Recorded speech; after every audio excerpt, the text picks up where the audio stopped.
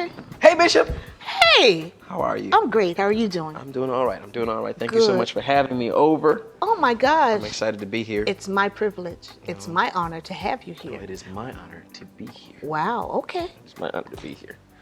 I wanted to take this opportunity to kind of get a little, have to be close to you and hear your voice and talk with you a little bit.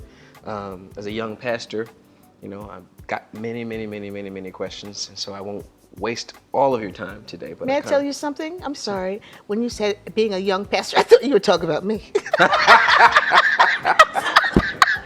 sorry. I couldn't hold it. I was. Okay. I was talking about you. That's why I like you. That's why I love you. Yeah. Yeah. Okay.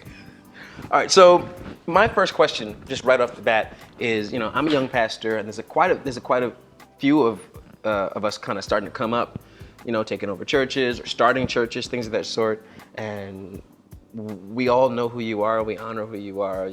30 plus years in this preaching, pastoring business. If you had the opportunity to stand on a world platform and speak to every pastor in the world, and you only had a few seconds to say something, what would you say? I would say simplify and fortify. Simplify and fortify. Yes. Keep it simple. Keep it simple. But build the people and up. make it strong. Make it. That's good stuff. Now, I mean, if you could look back at your former self when you first started pastoring, and if you could tell her something, what would you say? I would tell her, be careful who she chooses to be in her circle, her inner circle, because your inner circle can either make you or break you. Yeah. I suppose that still stands today. Absolutely. Yeah. Absolutely.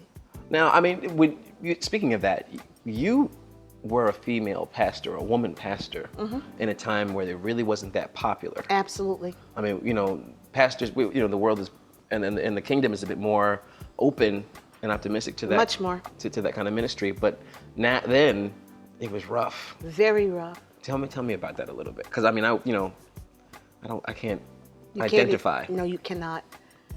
It was a time when it was not fashionable nor popular for a woman to be in the places I was in at that time. Not just preaching alone was a challenge, because many doors were closed to me. People didn't believe in women preachers, but God always made a way. When God calls you, whatever God calls you to, He prepares places for you to go. And that's what God did. Whatever He ordains, He maintains. Yeah. So He opened doors for me. I didn't understand it, but I'm grateful. And it was, at that time, it was like a boys' club. Preaching, pastorate was like a boys' club. And women could knock on the door, but they couldn't get in. And if they did get in, they were not respected as such. But it was hard. Very difficult. Many times I was not allowed in the pulpit, and I was invited to preach. Right. They didn't want me in the pulpit. And on top of that, we had to wear something on our heads. If we didn't have it on our heads, they wouldn't let us preach. And of course, I was just a tiny bit rebellious, tiny bit, and I didn't want anything on my head. Plain and simple. It's not that I didn't like the people. I just didn't want anything on my head. And that was a challenge for me. But I weathered the storm, if you will, until God made a way.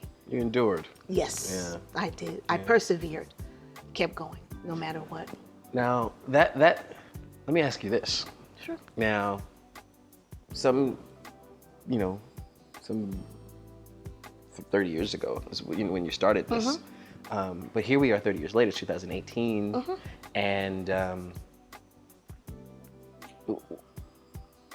do you find that there's still some difficulties in being a woman pastor? Somewhat. Yeah. But nothing like it used to be. Nothing like it used to be. Yeah. I find that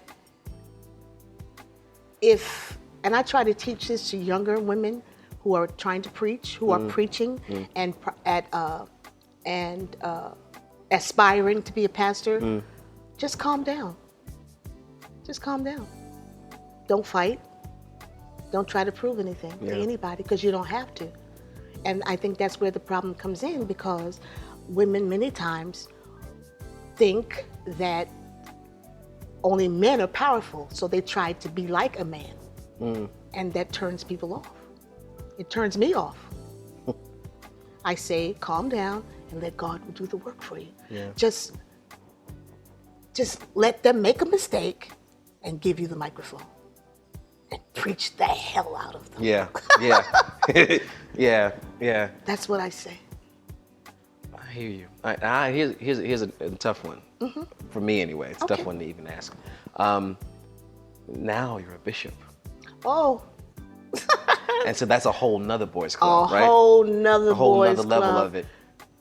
And it's fairly new within the past 2-3 years. Yeah. And so talk to me about that. I'm very curious about how that's been for you.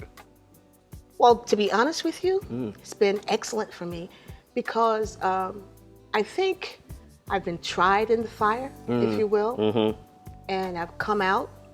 I can't say it's pure gold, but I've come out because of my character, because of my relationship with men, and not trying to be in competition with them, but being who I was at all time, not trying to be like anybody else, just trying to be Michelle, just being Michelle.